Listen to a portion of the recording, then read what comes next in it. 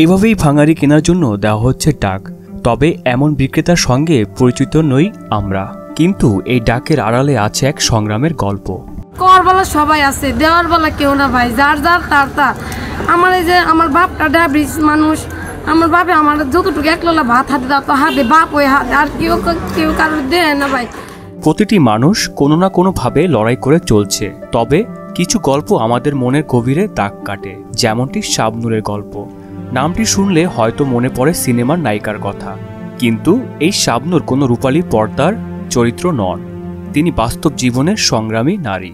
শাবনূর আমার চোখে দেখা একজন সংগ্রামী নারী।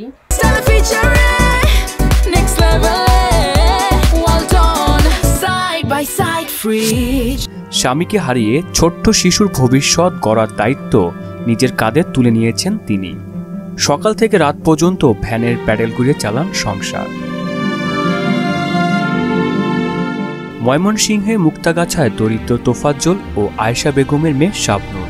কৈশোরেই বিয়ে হয় এই এলাকার রুবেল মিয়ার সঙ্গে। বিয়ের 4 বছর পর দুরারোগ্য ব্যাধিতে মারা যান স্বামী। একই বছরে সন্তানকে বুকে নিয়ে শুরু হয় তার নতুন জীবনযুদ্ধ।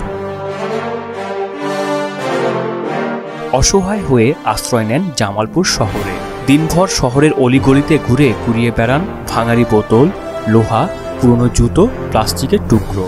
এসব বিক্রি করে চলে সংসার, চলে অসুস্থ বাবা মায়ের চিকিৎসা আর ছেলের লেখাপড়া। আমি সকাল 9টার দিকে বাইর হই, 5টা পর্যন্ত আমি দোকান করি। যদি আমি 500 টাকার মাল কিনি, আমার হাইস কামাই হয় 150 টাকা।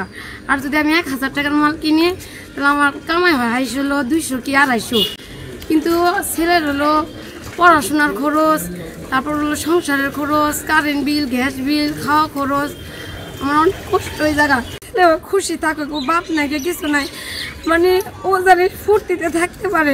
কিন্তু আমি হলো যদি আমি পুরাতন কাপড় পিনতে থাকি, আমি তাও আমার ছেলের আমি কষ্ট দিই না, যে ও জানি বলতে পারে না যে আমি অনেক কষ্ট করছি, আমার বাপ মরছে, এদিকে আমি খুব কষ্ট করছি। মাসে 1000 টাকায় মুসলিমাবাদ এলাকায় ভাড়া নেওয়া একটি ঝুপড়ি ঘরেই বসবাস করেন মা ছেলে। 10 বছর বয়সী শিয়াব এখন স্থানীয় প্রাথমিক বিদ্যালয়ে 4র্থ শ্রেণীর ছাত্র। মায়ের ঘামের টাকায় টিকে আছে তার শিক্ষার স্বপ্ন। শাবনূরের সংগ্রামী জীবনের গল্পে অনুপ্রেরণা খুঁজে পান বিভিন্ন শ্রেণী পেশার মানুষজন। শাবনূরের আরো সাফল্য কামনা করেন স্থানীয়রাও। এই নারীটি একজন অবহেলিত নারী। এ আসলে সমাজে কোনোভাবে, পারিবারিকভাবে বলেন, সামাজিকভাবে বলেন বা রাষ্ট্রীয়ভাবে কোনো সহযোগিতা পায়নি। সেই জন্য তার ছুটে চলা এই ভ্যান নিয়ে গ্রাম থেকে গ্রামান্তরে।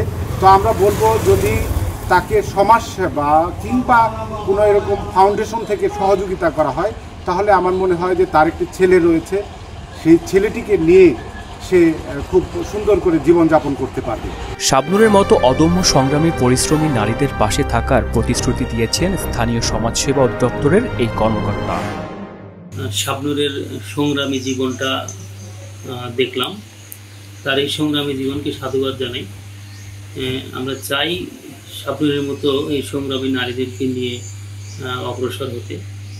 তো তার ক্ষেত্রে আমরা যে ধরনের সহযোগিতা করতে পারি, ইনশাল্লাহ তার সহযোগিতা করব। সে অল্প বয়সের একটা নারী, বিধবা হয়েছে, তার সন্তান রয়েছে, প্রয়োজনে তার সন্তান এবং তাকে নিয়ে যা কিছু করা যায় সে বিষয়ে আমরা স্থানীয় জনপ্রতিনিধি এবং স্থানীয় সুশীলদেরকে নিয়ে তার জন্য যে ব্যবস্থা করা যায় তার সহযোগিতা করবেন। মাথা গোজার ঠাই, অসুস্থ বাবার চিকিৎসা আর সন্তানের ভবিষ্যৎ গড়ার স্বপ্নে প্রতিদিন ভ্যানের প্যাডেল ঘুরান শাবনূর। পুরুষ শাসিত সমাজে ভাড়া করা রিক্সা ভ্যানে ঘুরে বেরিয়ে মানুষের ফেলে দেওয়া ভাঙা বোতল, জুতা আর লৌহদ্রব্য কুড়িয়ে তা বিক্রি করে চলে তার সংসার ও জীবনের কঠিন সংগ্রাম। মানুষের কাছে হাত পেতে নয়, নিজের ঘাম ঝরিয়ে উপার্জনেই খুঁজে নিয়েছে বেঁচে থাকার পথ। অবৈধ সম্পদের প্রতিযোগিতার এই সময়ে হালাল পরিশ্রমে টিকে থাকা এক অনন্য দৃষ্টান্ত তিনি। নিজের কর্মের প্রতি অগাধ শ্রদ্ধা নিয়ে স্বপ্ন দেখেন নিজের একটি ভ্যান কিনে আরো বড় কিছু করার। অদম্য সংগ্রামী নারী মুক্তাগাছার শাবনূর। আহসানুল হৃদয়, মোহনা ডিজিটাল।